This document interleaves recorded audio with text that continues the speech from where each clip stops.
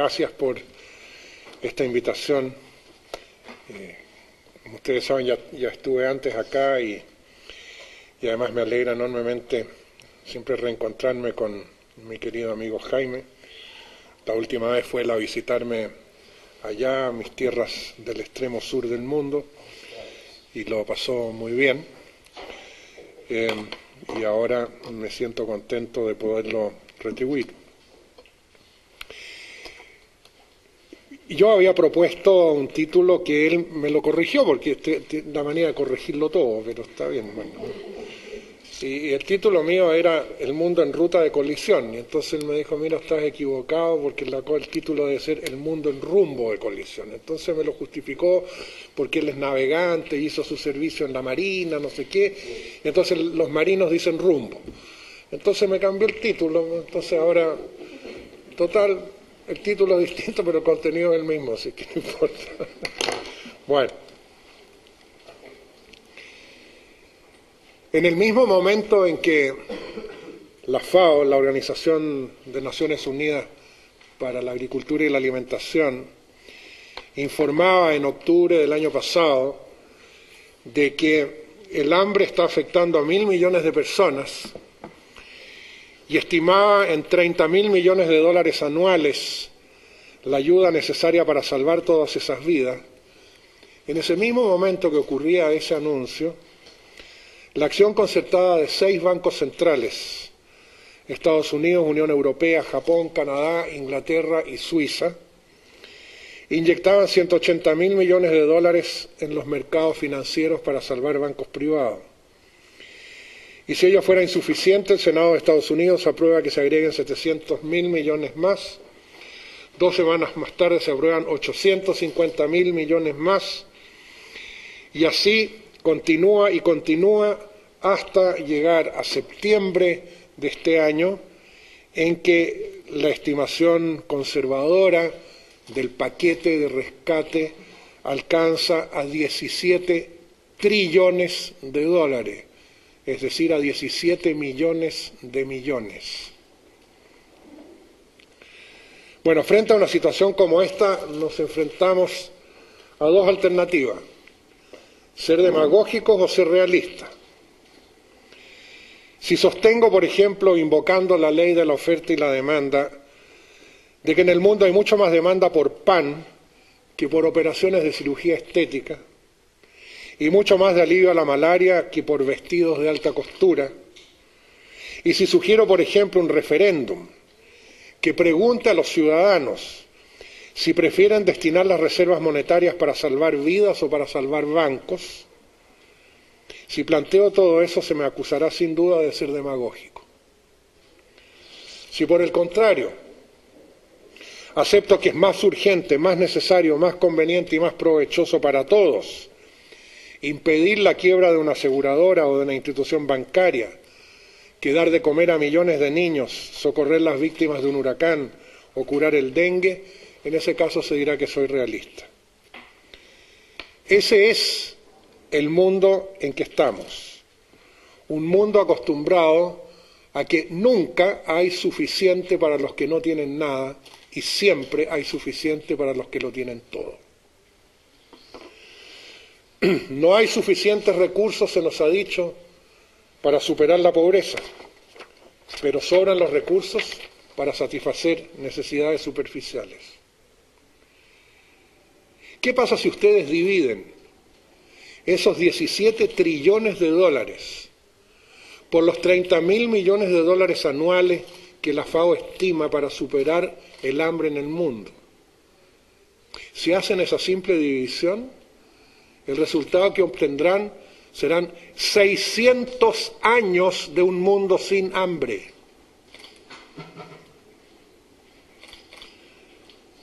¿Dónde estaba esa plata? ¿Quién la tenía?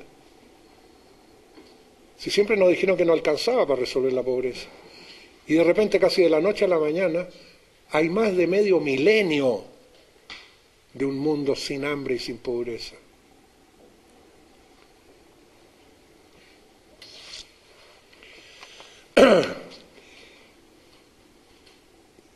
creo que difícilmente puede concebirse una realidad más obscena que esa, más repugnante.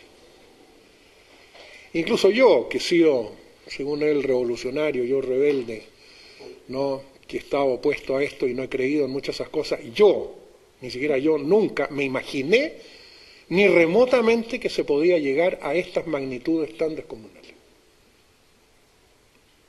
Y esto evidentemente es la decepción más profunda que uno puede tener con quienes tienen influencias de dirigir el mundo en el cual estamos. Me repugna. ¿Qué caracteriza al mundo en que estamos? Yo lo identifico como una cuádruple convergencia. Primero, el crecimiento exponencial del cambio climático antrópicamente inducido que afecta a todas las regiones del mundo. Dos, el fin de la energía barata con dramáticos efectos en las sociedades. Tres, la extensiva disminución de recursos fundamentales para el bienestar humano, como agua fresca, recursos genéticos, bosques, pesquería, vida silvestre, suelos, arrecifes de coral y otros. Y por último, la gigantesca burbuja especulativa que llegó a ser más de 50 veces más grande que la economía real de intercambio de bienes y servicios. ¿Cuáles son las causas de esta convergencia? Primero, el paradigma económico dominante, que propende al crecimiento económico a cualquier costo y estimula la acumulación y la codicia corporativas. Segundo, el uso incontrolado de los combustibles fósiles precisamente para facilitar ese obsesivo crecimiento económico. Tres, la promoción del consumismo como presunta ruta hacia la felicidad. La destrucción de culturas tradicionales a fin de imponer modelos económicos industriales con la consecuente pérdida de cosmovisiones, lenguajes y valores distintos de los de la cultura dominante. El desprecio por los límites planetarios en relación a disponibilidad de recursos, consumo, generación de desperdicios y capacidad de absorción. Las consecuencias pueden acarrear peligros sin precedentes, tanto para el medio ambiente como para la sociedad. El calentamiento global implica pérdida de suelos productivos, tempestades y huracanes, crecimiento en los niveles del mar, desertificación y problemas económicos especialmente para las regiones más pobres. El agotamiento de fósiles baratos implicará impactos en todo el mundo. Afectará a los sistemas industriales de alimentos, los sistemas urbanos y muchos de los bienes a que nuestro modo de vida se ha acostumbrado, como automóviles, plásticos, químicos, refrigeración, etcétera, todos ellos dependientes de la oferta de energía barata. Y la disminución de recursos básicos como agua, bosques, suelos agrícolas, biodiversidad, con posibilidades serias de que se extinga un posible 50% de las especies vegetales y animales solo en las próximas décadas. Frente a esto, cualquier solución o soluciones implican, por cierto, sin duda, nuevos modelos que comiencen, por sobre todo, por aceptar los límites de la capacidad de carga de la Tierra y de ese modo pasar de la eficiencia a la suficiencia y al bienestar. Igualmente urgente es la necesaria solución a la existente inequidad, porque sin equidad las soluciones pacíficas son imposibles. Debemos reemplazar los valores dominantes de codicia, competencia y acumulación por los de solidaridad, cooperación y compasión. El nuevo paradigma requiere alejarnos del crecimiento económico a cualquier costo y superar la codicia y la acumulación como metas centrales del presunto bienestar social. Y la transición debe ser hacia sociedades que puedan ajustarse a menores niveles de producción y de consumo, favoreciendo sobre todo las economías locales y regionales, dicho en otras palabras, volver a mirar hacia adentro. Eso es lo que quisiéramos, pero el mundo en que estamos es el que conocemos. Y ese es el mundo dominado por un modelo económico que se ha arraigado con una fuerza absolutamente descomunal. El neoliberalismo, que es hijo de la economía neoclásica. Aquí cabe destacar algo que es realmente desconcertante, que estamos en el siglo XXI tratando de resolver problemas del siglo XXI que no tienen precedente, utilizando teorías económicas del siglo XIX. Como comentaba hoy día en la mañana en la clase, es algo muy curioso porque en este momento ya no tenemos la física del siglo XIX, ya no tenemos la biología del siglo XIX, no tenemos la antropología del siglo XIX, no tenemos la medicina del siglo XIX, pero la economía del siglo XIX sí. Ahí se quedó trancada. Y de ese cementerio neoclásico surge el modelo neoliberal, al cual, por cierto, hay que reconocerle un mérito, que logró en 3 décadas lo que el cristianismo y el islam no han logrado en 2000 años, que es conquistar el mundo entero, ¿no? Y eso, bueno, ¿cómo es posible? Y es posible, a mi juicio, fundamentalmente porque el neoliberalismo es una pseudo-religión. Primero porque es dogmática, absolutamente dogmática, y simplista, y genera miedo, que son las condiciones, ¿no es cierto?, que lo asustan a uno entonces para que se porte bien, ¿verdad? Y entonces el catecismo neoliberal nos dice que sí, bueno, si lo seguimos, bueno, todos vamos a llegar al paraíso y todos vamos a estar mejores y todos vamos a estar bien.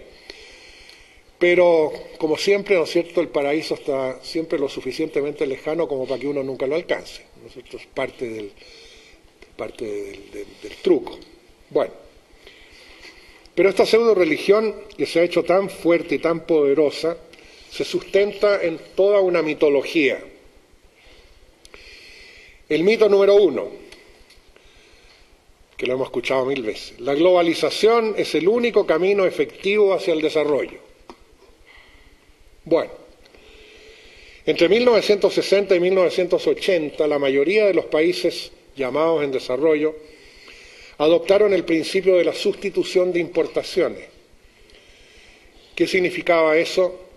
No importar lo que uno es capaz de producir, ¿no? Y ello permitió en ese entonces un significativo desarrollo industrial. En el caso de mi país fue notable como producto de la creación de la Corporación de Fomento. Durante ese periodo, el ingreso per cápita de América Latina creció 73% en esas 2 décadas, y el de África 34%. En cambio, a partir de 1980, el crecimiento económico de América Latina tendió a estancarse y el de África declinó en 23%. El periodo 80-2000 aniquila la sustitución de importaciones para reemplazarla por la desregulación, privatizaciones, eliminación de barreras comerciales internacionales y plena apertura a inversiones extranjeras. Una economía que mira hacia afuera en lugar de la anterior que miraba hacia adentro. Los resultados constatados indican que en el primer periodo, 60-80, los países más pobres del mundo tuvieron un crecimiento anual per cápita de 2%. En el segundo periodo, 80-2000, tuvieron una declinación anual de 0,5%. Los países del grupo intermedio declinaron una tasa de crecimiento per cápita de 3,6 a 1%, y los países más ricos también disminuyeron su crecimiento. Frecuentemente se cita, sin embargo, a países como Corea del Sur y Taiwán, citados frecuentemente como ejemplos dignos de ser emulados. Sin embargo, lo que suele no decirse es que esos países lograron su desarrollo precisamente con barreras tarifarias, con propiedad estatal de los grandes bancos, con subsidios a la exportación violación de patentes y propiedad intelectual, restricciones a los flujos de capital, incluyendo la inversión extranjera directa. Hoy sería absolutamente imposible para cualquier país replicar estas estrategias sin violar gravemente las disposiciones de la Organización Mundial de Comercio y del Fondo Monetario Internacional. O sea, la historia de Corea del Sur y Taiwán hoy día es absolutamente irrepetible, so pena de cometer gravísimas infracciones de acuerdo a los organismos internacionales. Mito número 2. Mayor integración a la economía global es buena para los pobres. Los países pobres deben hoy acomodarse a una cantidad de reglas y restricciones establecidas por los organismos internacionales. Ello hace que recursos humanos, capacidades administrativas y capital político se separen de necesidades urgentes como educación, salud e industrialización. En 1965, el ingreso per cápita promedio de los países del G7, o sea, de los 7 países más ricos, era 20 veces mayor que el de los 7 países más pobres. En 1995 era 39 veces mayor y actualmente es más de 50 veces mayor. En prácticamente todos los países en desarrollo que han adoptado una rápida liberalización del comercio, la desigualdad de ingresos se ha agudizado y los ingresos reales han declinado entre 20 y 30% en América Latina. Más de 80 países tienen hoy un ingreso per cápita menor que el que tenían hace 1 o 2 décadas. Y la paradoja es que son precisamente los países más marginales los que se han integrado más plenamente a la economía global. Mito número 3. Las ventajas comparativas son la mejor manera de asegurar la prosperidad. Uno de los supuestos incuestionables de la política moderna es la necesidad del libre comercio global. Dudar de sus beneficios es un acto de herejía. Sin embargo, a pesar de su supuesta superior eficiencia en relación a otros sistemas de organización económica, el libre comercio globalizado resulta notablemente ineficiente en términos reales. Al dar mayor prioridad a la producción de gran escala para exportaciones, en lugar de producción a pequeña escala y mediana para la satisfacción de necesidades locales, y al generar presiones competitivas que enfrentan comunidades con comunidades en todo el mundo, los precios de los productos de consumo pueden bajar, pero los costos para la sociedad y para el medio ambiente crecen enormemente. Se sigue creyendo en los beneficios de adherirse a las ventajas comparativas. Sin embargo, de acuerdo al modelo de David Ricardo, que fue el economista inglés del siglo XIX, creador del concepto, el sistema de las ventajas comparativas funciona solo si no hay movilidad transnacional del capital. Internamente del país, el capital busca el nicho más adecuado que le dé la ventaja comparativa. Y de ese modo, en el modelo clásico que generó en aquellos años David Ricardo, él demostraba cómo si Inglaterra se especializaba en textiles y Portugal en vinos y oportos, ambos tenían ventajas comparativas para intercambiarlo. Pero eso significaba que el capital inglés buscaba su nicho en Inglaterra y el capital portugués buscaba su nicho en Portugal. En cambio, cuando el capital tiene plena movilidad transnacional, ya no hay ventajas comparativas, sino que el capital busca ventajas absolutas en países que impliquen menores salarios, menores impuestos y menores exigencias ambientales. Cuando el capital goza de movilidad transnacional, buscará, como he dicho, ventajas absolutas, emigrando a países donde los costos ambientales y sociales sean los menores y las utilidades las mayores. Tanto en la teoría como en la práctica, el efecto de la movilidad global del capital es el de anular la doctrina ricardiana de las ventajas comparativas. Sin embargo, el edificio del libre comercio no regulado se sigue manteniendo sobre este endeble fundamento. Veamos un ejemplo. Una corporación como Nike o Nike, fabricantes de calzado, para permanecer competitiva precisa reducir sus estándares. Por lo tanto, desde Estados Unidos emigra a Indonesia, donde a través de subcontratistas los zapatos son hechos por muchachitas que reciben un salario de 10 a 15 centavos de dólar la hora.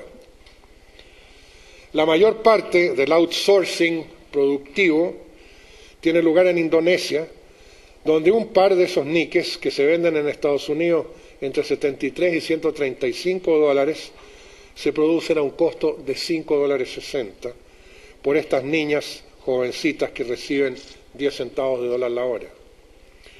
Las trabajadoras se alojan en barracas, no hay sindicatos y en caso de alguna huelga suelen llamar a los militares para que controlen la situación.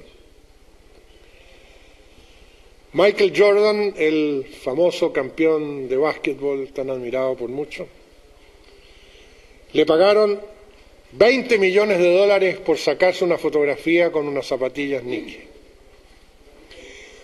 Esos 20 millones de dólares que le pagaron a Michael Jordan por esa fotografía sobrepasó la planilla anual de sueldos de todas las fábricas de Nike en Indonesia, de un año, con 75.000 empleados.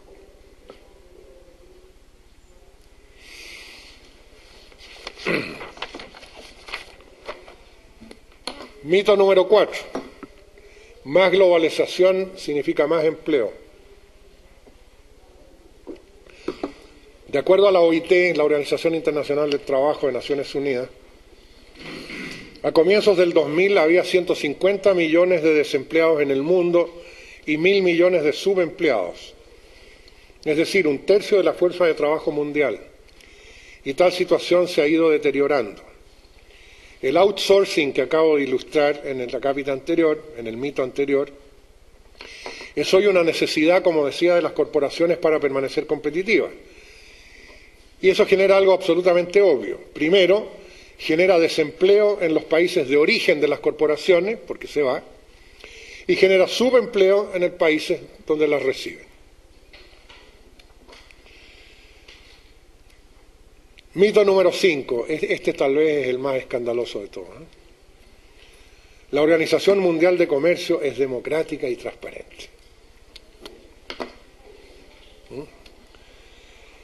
Muchas decisiones que afectan la cotidianeidad de las personas dejan de estar en las manos de gobiernos locales y nacionales para pasar a manos de un grupo no electo de burócratas que trabajan a puertas cerradas en Ginebra. Ellos tienen el poder de dictaminar acaso la Unión Europea, por ejemplo, tiene o no el derecho de prohibir el uso de materiales biotecnológicos peligrosos en los alimentos que importa, o si son los habitantes de California pueden prevenir la destrucción de sus últimos bosques vírgenes, o si los países europeos tienen o no el derecho de prohibir la cacería cruel para conseguir pieles. Todo esto se decide a puertas cerradas. Fíjense que ustedes, que de acuerdo a las normas de la Organización Mundial de Comercio, si se da un conflicto, por ejemplo, entre un país y una corporación transnacional, esto llega a un tribunal en la Organización Mundial de Comercio, pero quienes conforman el tribunal es un secreto, y estos se reúnen a puertas cerradas. Nunca se sabrá los nombres de quienes fueron. Y la decisión que tomen es inapelable, absolutamente inapelable. De acuerdo a las normativas de la OMC, si una corporación transnacional, fíjense ustedes bien, si una corporación transnacional al invertir en un determinado país determina que hay alguna ley de ese país o disposición o regulación que le resultan inconvenientes a sus intereses, el país está obligado a abolir esa ley o adaptarla a la satisfacción del inversor. Ello significa que bajo las normativas de la OMC, la carrera hacia el fondo afecta no solo los aspectos sociales y ambientales, sino a la democracia misma. Un país logra leyes y derechos como producto de las movilizaciones ciudadanas y de las decisiones políticas, y así se van alcanzando y se van perfeccionando los fines sociales. Pero eso súbitamente tiene un coto si se contradice con los intereses particulares de una corporación. Ahí el país debe renunciar a su democracia y adaptarse al interés de esa corporación. La OMC, entre otras cosas, no tiene ninguna regla ni una mención siquiera sobre el trabajo infantil, ni sobre los derechos laborales. Todo en su constitución está diseñado para beneficiar a las corporaciones. Durante las discusiones que dieron origen a la Organización Mundial de Comercio, conocida como la Rueda del Uruguay, el controversial asunto de la propiedad intelectual fue propuesto por 13 grandes empresas, incluidas la General Motors y la Monsanto. En las negociaciones que siguieron, de los 111 miembros de la delegación de Estados Unidos, 96 eran del sector privado, miembros de corporaciones.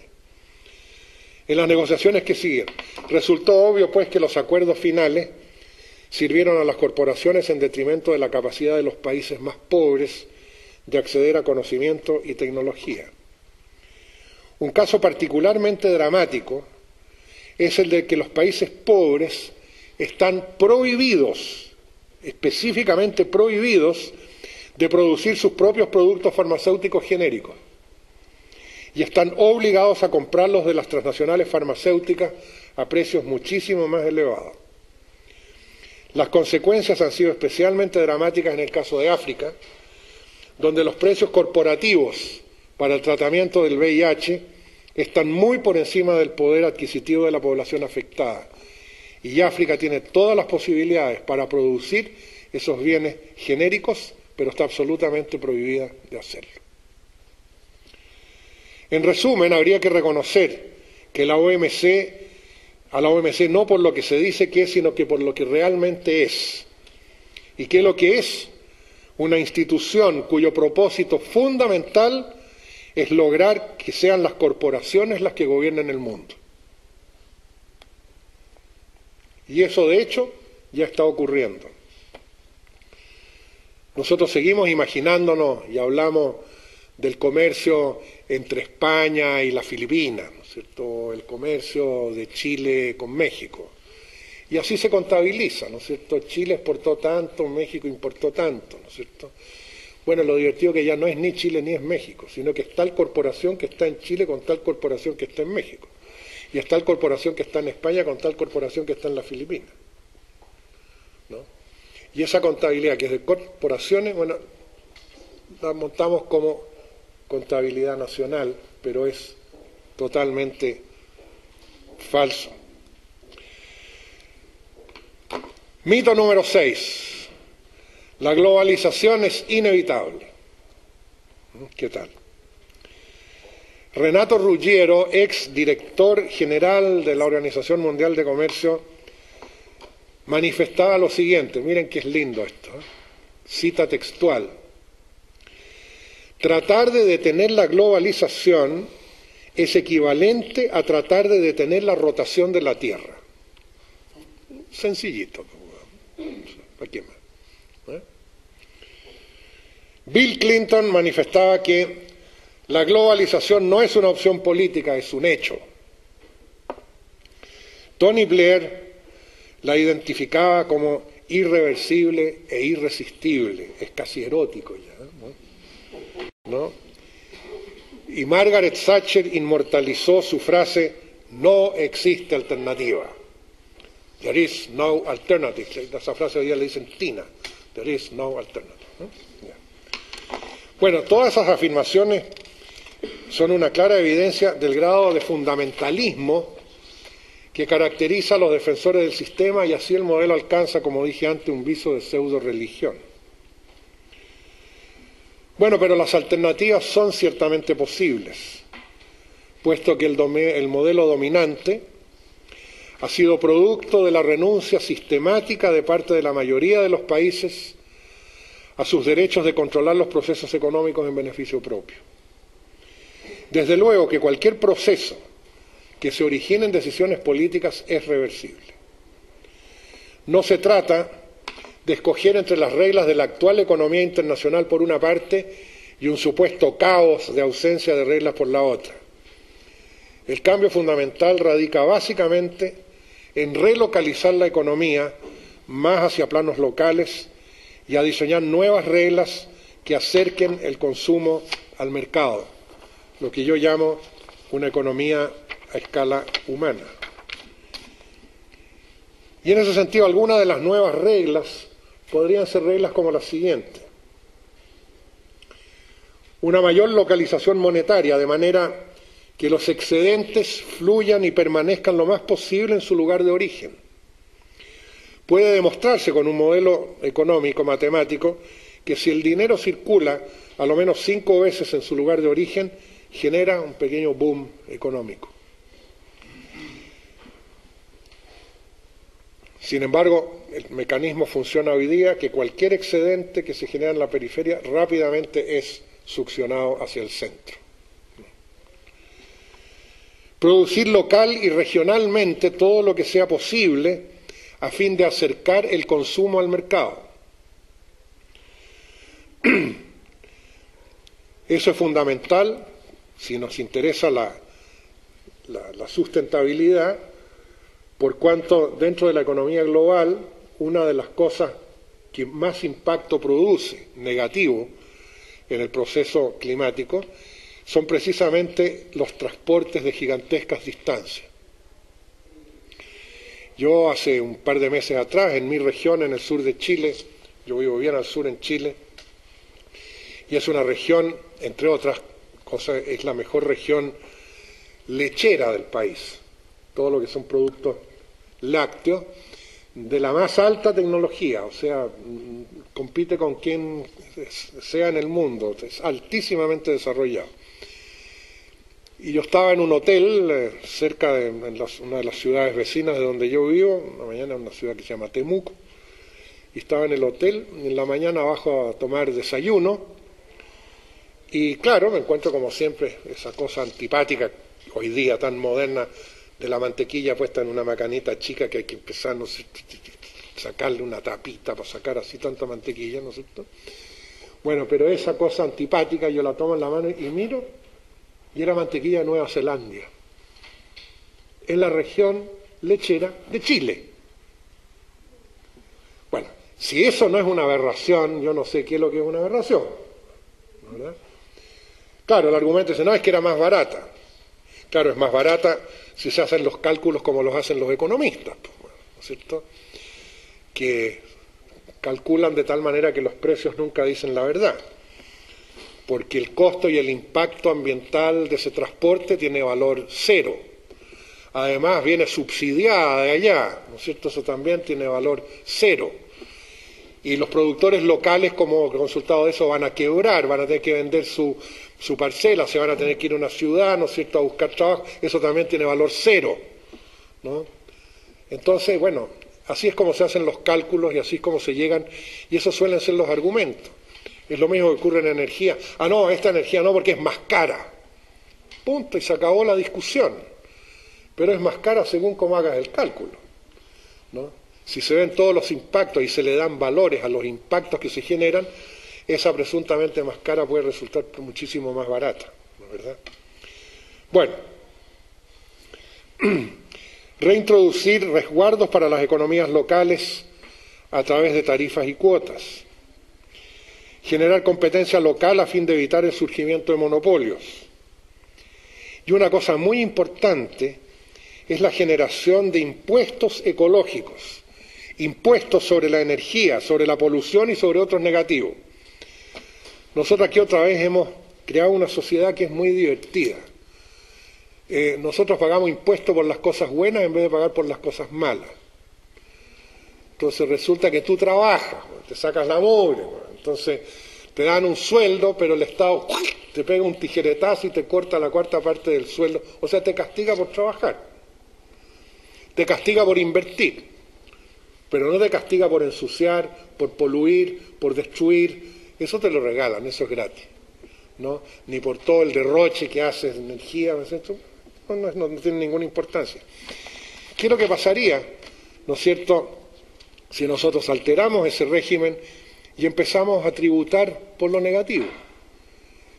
En vez de tributar tú por sobre cuántos euros ganas, ¿qué tal que tributaras sobre cuántos kilowatts consumes? Ese solo cambio tendría un impacto formidable en la sociedad, ¿no es cierto? Porque inmediatamente tú sentirías que yo tengo control sobre el impuesto que yo voy a pagar, ¿no es cierto? Si me porto mejor voy a pagar menos, pero sobre tu sueldo no tienes ningún control. Eso ya está establecido, cuánto te van a cortar de un tijeretazo, ¿no es cierto? Bueno, hay países donde esto ya se está haciendo con grandes resultados, precisamente en los países escandinavos. Ya hay mucho impuesto a los negativos en vez de los positivos. U otras cosas que son notables para reforzar lo local y las economías locales. El caso de Suecia es muy interesante. Hay todo un movimiento ahí que se inició hace unos 15 años, que es el de los ecomunicipios, que están muy basados en los principios que nosotros hemos desarrollado sobre el desarrollo a escala humana. Y una de las cosas interesantes es que, claro, si tú quieres reforzar lo local, lo municipal, tiene que haber poder a nivel del municipio, poder económico, ¿no es cierto? Que generalmente en nuestros países los municipios son muy débiles. ¿Por qué? Porque dependen del centro. En Suecia hay una situación muy interesante. El impuesto a la renta que tú pagas en Suecia va al municipio, no al Estado. Fíjate qué importante es eso, porque tú pagaste tu impuesto y estás ahí mismo para ver qué es lo que se va a hacer con tu dinero. Porque se está usando en el mismo lugar donde tú vives, o sea, tú ves el impacto de lo que yo pagué de impuestos. Y eso genera cambios de conducta, presiones, etcétera, que permiten, ¿no es cierto?, un notable mejoramiento, que es imposible en una visión centralizada en que el Estado absorbe todo y de ahí le da graciosamente, ¿no es cierto?, bueno, a las regiones o a los municipios ciertas cantidades, y eso está totalmente por sobre el control que pueda tener el ciudadano. Bueno, ese es un tipo de cambios que pueden hacerse y que no son... Por ejemplo, esto sería bueno, ¿no es cierto?, yo no sé en la ley que están sacando ustedes sustentabilidad, a ver si meten algo en materia de impuestos. Entonces díganle al señor Zapatero que impuestos a lo malo y no a lo bueno. Como todavía no está publicada la ley, a lo mejor todavía es tiempo. Ustedes ciudadanos ahí vayan y hablen con los políticos. Bueno, la economía nueva que yo propongo y que ya la expliqué durante 2 horas y media esta mañana y en consecuencia no la voy a explicar de nuevo, solamente voy a enumerar que una nueva economía coherente con los problemas del siglo XXI, al comienzo yo ya dije que estamos en el siglo XXI con teorías económicas del siglo XIX, y de ahí que no es de sorprenderse, ¿no es cierto?, el grado en que los economistas convencionales no entienden el mundo en que está. Recuerden ustedes una cosa, octubre del año pasado comienza la crisis. Una semana antes, ¿cuántos economistas en Estados Unidos la predijeron? 15 días antes, el presidente de la FED, ¿no?, de la Reserva Federal, aseguró que la economía norteamericana estaba muy sólida. 15 días antes. ¿No? Yo tengo registrado solamente 3 economistas de Estados Unidos que lo predijeron. Uno de ellos es Nurini, que era un tipo despreciado por catastrofista y por ignorante y por tonto. Bueno, ese ignorante, catastrofista, tonto, fue el economista de Estados Unidos que dijo, oiga, cuidado que esta se viene. Y se vino. Ahora da conferencia en todas partes, ahora es un tipo espectacular. ¿Cierto? Antes no era nada. Bueno, eso es lo que ocurre. La economía que yo propongo se sustenta en 5 postulados y en un principio valórico fundamental. Y no me voy a tener el análisis de cada uno de esos porque eso implicaría otra conferencia más, pero el puro enumeración creo que a ustedes les va a dar visiones interesantes. Postulado número 1, la economía está para servir a las personas y no las personas para servir a la economía. Postulado 2, el desarrollo tiene que ver con personas y no con objetos.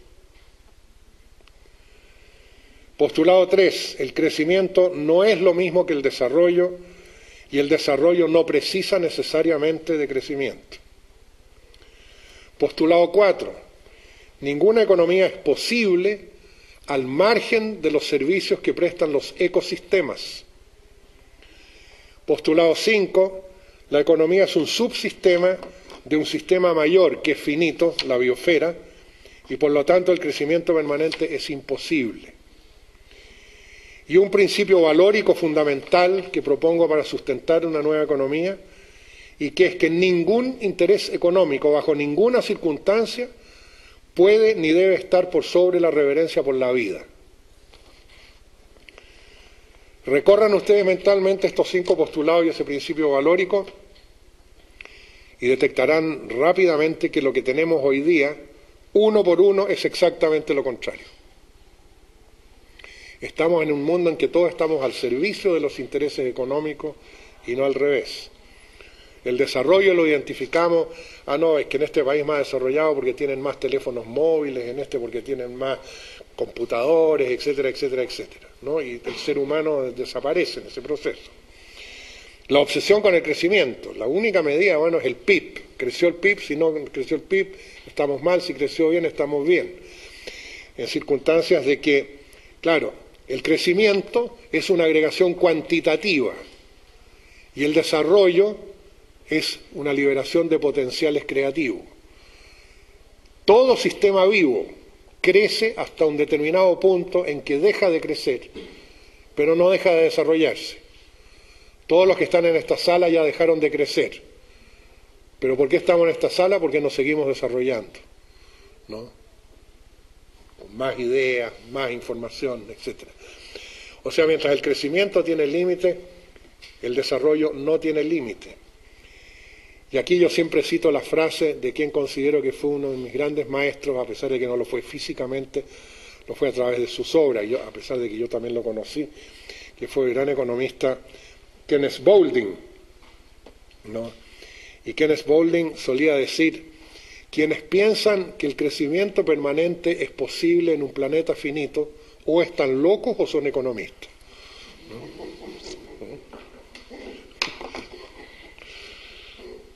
Bueno, y ninguna economía es posible al margen de los servicios que prestan los ecosistemas, claro. La economía que se enseña es una economía, es un sistema cerrado sobre sí mismo. Están las familias, están los productores, y hay una cosa que se llama el mercado, en torno al cual circulan todos los procesos medidos en términos monetarios. Y ese sistema es un sistema cerrado sobre sí mismo que no tiene relación con ningún otro sistema. La naturaleza no está, el medio ambiente no está, la biosfera no está, nada más existe. Y eso es absurdo. Es decir, obviamente que ninguna economía es posible, ¿no es cierto?, si desaparece la fotosíntesis. Bueno, pues si desaparece la fotosíntesis, desaparecemos todos. Ese es un servicio que nos presta un ecosistema, ¿no es cierto? También yo daba el ejemplo hoy día que qué pasaría, ¿no es cierto?, si desaparece ese encantador bichito que se llama las abejitas, ¿no es cierto?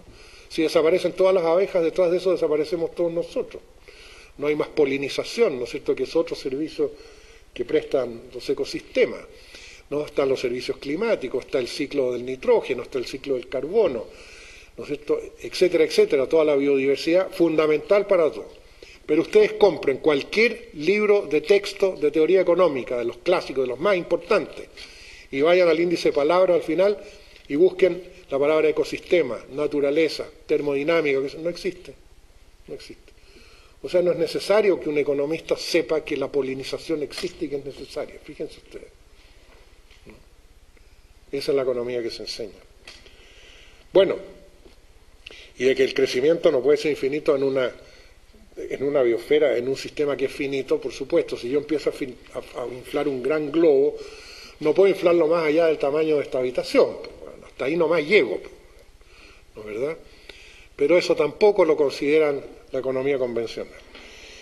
Y de que ningún interés económico debiera estar por sobre la reverencia por la vida, bueno, para donde ustedes quieran mirar, la vida no importa para nada si yo puedo hacer negocio. Millones de niños esclavos.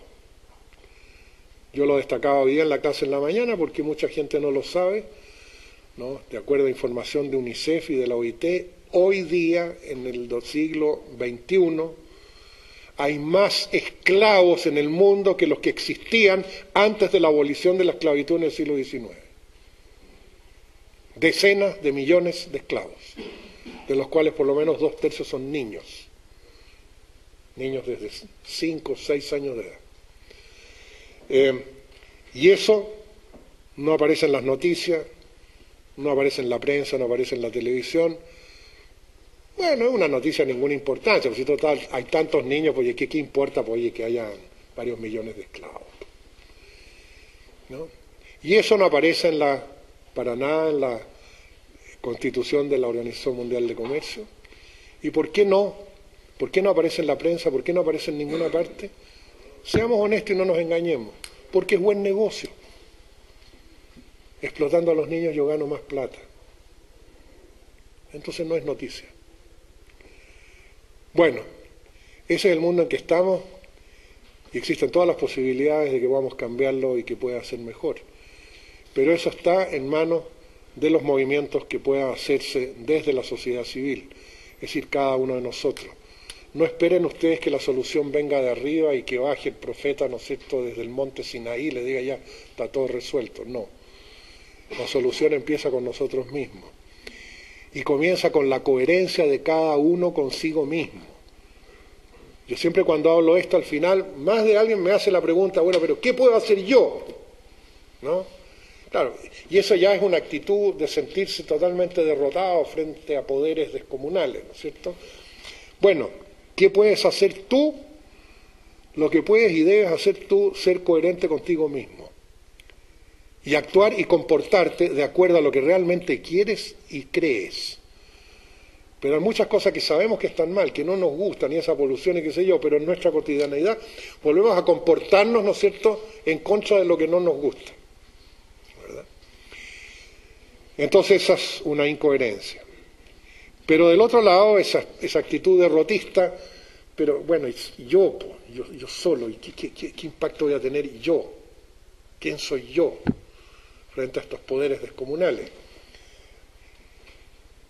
Ahí, por favor, piensen en lo siguiente.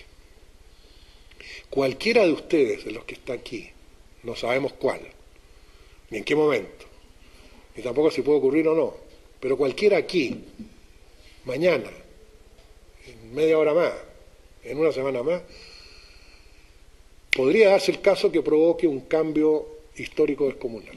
Tú. Sí, claro, te parece fantástico lo que estoy diciendo, pero te voy a dar, porque aquí hay una cosa como un poco mágica, ¿eh? Y les voy a dar 2 ejemplos. A comienzos del siglo pasado, en Sudáfrica,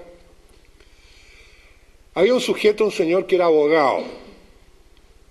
Era chiquito, flaquito, no era negro, pero era oscurito. O sea, lo suficiente como para ser discriminado, ¿no? Había estudiado Derecho en Inglaterra y, bueno, llegó a Sudáfrica, de vuelta, ¿no es cierto?, y no tenía ninguna influencia, no estaba relacionado con gente en el poder, ni nada, pues era un abogadito nomás, oscurito. Bueno, fue víctima de todas las discriminaciones hasta que en un momento se rebeló y dijo no aguanto más, ¿no? Y quemó la identidad que tenía, que lo ponía en la categoría de oscuro, ¿no es cierto?, porque hay negro, oscuro, blancos y orientales, estaba todo clasificado en Sudáfrica, y según el carnet que tú tenías, bueno, tenías derechos o no. Bueno, lo quemó, bueno, la policía le pegó, lo metieron preso, en fin, lo trataron malísimo, estuvo en la cárcel, y el tipo insistió y aguantó y aguantó y aguantó. Ese personajito, que no era nadie, se llamaba Gandhi, fíjense ustedes. No era nadie Gandhi. Pero ¿qué pasó? Que de repente ese testimonio personal contagió a millones de personas. Y eso logró derrotar al imperio más poderoso de la Tierra, sin un balazo. ¿Y quién era Gandhi? No era nadie. Pero ese personaje, en algún momento, ¡pum!, provocó un clic. Ese es el que lo podrías provocar tú o cualquiera de los que está aquí. Pero no sabes si va a ser o no va a ser, pero podría ser, y eso es lo bonito. Otro ejemplo, 1960, que fue cuando yo llegué a Estados Unidos en aquellos años, a la Universidad de Berkeley, como profesor muy, muy joven. Yo tenía 25 años. Y en ese entonces, en Alabama, un día, una mujer negra se sube al bus, y en ese entonces en Estados Unidos había apartheid igual que en Sudáfrica. O sea, tú subías al bus y había asientos para negros y asientos para blancos, en Estados Unidos. Bueno, y esta negra venía muy cansada de trabajar, era tarde, en la tarde, y estaban llenos los asientos para negros y se sentó en un asiento para blanco que estaba desocupado. El chofer del bus paró, dijo levántese, y ella no quiso levantarse, la levantaron a la fuerza, la tiraron del bus abajo, le pegaron, etcétera, etcétera, pero ocurrió que en ese instante, en ese lugar, a esa hora, en ese bus, en ese punto, en ese momento había otro lugar de gente, ¿no es cierto?, que vio esta cosa, y ese episodio desató todo el movimiento de liberación negra de Estados Unidos, que culminó con Martin Luther King. Esa mujer negra, que no era menos que nadie, ¿no? Era menos que nadie, se llamaba Rosa Parks. Murió hace 2 años y fue enterrada con los máximos honores que da el Estado americano a un ciudadano ilustre. Ahora, fíjense que doña Rosa Parks pudo haber tomado el otro bus porque venía detrás, y no pasa nada, no cambia la historia. Pero tomó ese bus, a esa hora, y en esa esquina la echaron, y eso cambió la historia. Y eso pasó con Gandhi, eso pasó con Rosa Parks, y eso puede pasar con cualquiera. De manera esto que yo siempre lo digo para que nadie se sienta tan impotente de decir, no, yo no puedo hacer nada. Pero ¿qué es lo que tenían esas personas? Que eran coherentes consigo mismos. Y yo actúo y insisto en actuar en lo que creo, ¿no? Eso sí es condición para que ocurra el fenómeno, ¿no? Si tú te estás siempre adaptando, no. Y termino con el consejo general, que se desprende lógicamente de esto que acabo de decir. El mejor consejo que yo creo que le puedo dar a la gente joven. A cualquiera de ustedes, la gente, cuando ustedes estén frente a una alternativa, ¿no es cierto? Si hago esto, otro, me voy acá, acepto este puesto, siempre la gente que los quiere a ustedes, ¿no? Debe decir, mira, no hagas esto porque no te conviene, pero haz esto otro porque esto sí te conviene, ¿verdad? Entonces siempre se trata, ¿no es cierto?, de que tú busques lo que te conviene, ¿no? Bueno, mi conclusión a estas alturas de mis 77 años de acumulada juventud es que ese es un pésimo consejo. Si ustedes viven toda la vida haciendo lo que más les conviene, es una vida bastante miserable. Ustedes no tienen que hacer lo que les conviene, ustedes tienen que hacer lo que tienen que hacer, punto. Aunque la vida los lleve así, pero eso es y eso es lo único que les dará la satisfacción cuando lleguen a viejo, haber sido coherentes consigo mismos. Fíjense ustedes, ¿qué es lo que pasa cuando tú te sientes de repente en muy desorientada, una crisis existencial? ¿Qué es lo que hace? Bueno, vas donde tu mejor amiga, o donde tu mamá, o tu padrino, la madrina, qué sé yo, alguien con quien te sientes muy cercano, le diga, mira, estoy, en fin, me siento aquí y allá. ¿Cuál es el consejo que te van a dar? Normalmente, y yo también lo di, y me arrepiento de haberlo dado, le pediría perdón a la persona que se lo di, pero bueno, qué diablo, ¿no? Siempre te van a decir una cosa como esta, no, mijita, es que lo que pasa es que tú tienes que tener las cosas claras. Si no tienes las cosas claras, bueno, estás mal, mijita, ¿no es verdad? Además, mijita, usted tiene que saber para dónde va. Si no sabe para dónde va, está mal, ¿no? O sea, usted, ya, ¿para dónde quiere ir? Allá, bueno, entonces, ya. Y ese consejo te lo hacen con todo cariño, y es un desastre. Porque la otra cosa que yo he descubierto a estas alturas es que la gente que sabe exactamente para dónde va es la que nunca descubre nada. Porque se da lo que llamo la obsesión del punto fijo. Estoy aquí y tengo que llegar allá. Y en consecuencia, todo lo que hay entre medio se percibe como obstáculos que deben ser superados para llegar a donde quiero llegar. Y resulta que en esos presuntos obstáculos está toda la aventura de la vida. Entonces me lo paso con anteojera, ¿entiendes tú? Y nada, una vida pobre. ¿Cuál es el consejo? Aprende a derivar en estado de alerta. Saca todas tus antenas y deriva. Derivar no es dejarse llevar por la corriente. Si alguno de ustedes ha hecho surf alguna vez, en la ola, ¿qué es lo que es? Si tú vas a hacer surf y te propones de llegar a ese punto en la playa, te vas a sacar la mugre. Tú vas a llegar a la playa, no sabes dónde, pero vas a llegar. ¿Por qué? Porque estás jugando con la ola, estás jugando con el viento, estás jugando con el movimiento, ¿no es cierto? Es decir, estás derivando con todas tus antenas desplegadas, ¿no es cierto?, con todos los estímulos que estás recibiendo. Y vas a aterrizar en algún lugar de la playa. Fantástico. Pero no puedes saber de antemano que fue en ese metro cuadrado o en ese metro cuadrado. Es lo mismo. Derivar en estado de alerta. Ahí reciben los estímulos y eso generan creatividad y sobre eso los montan sobre el caballo de la coherencia y tenemos un mundo nuevo en el cual todos seremos por lo menos regularmente más felices. Muchas gracias.